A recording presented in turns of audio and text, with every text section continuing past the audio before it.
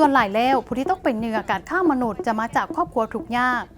พวกเขาเจ้าบ่มีเงินไทยตัวเองจากพวกสแกมเมอร์จีนข้าพเจ้าเองก็รู้สึกภาคภูมิใจที่มีส่วนในการช่วยเหลือสาวหนุ่มลาวหลายๆคน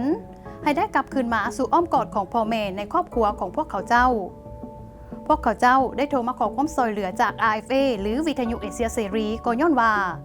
เจ้าหน้าที่ภายในประเทศลาวบอกพวกเขาว่า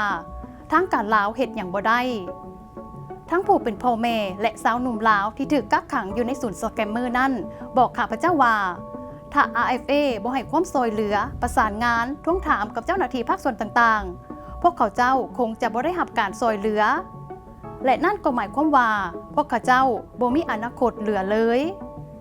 เพราะแต่เห็นผู้ขอให้หลายพันคนได้รับการปล่อยออกมาจากศูนย์สแกมเมอร์ในปีนี้ข้าพเจ้าก็ยิ่งรู้สึกว่านักข่าวหรือสื่อมวลชนโดยเฉพาะ RFA เป็นองค์กรสื่อมวลชนที่นอกจากเฮ็ดหน้าที่นำเสนอข่าวและยังสามารถช่วยเหลือเหยื่อผู้ถูกก่อให้จำนวนบ่น้อยได้อีก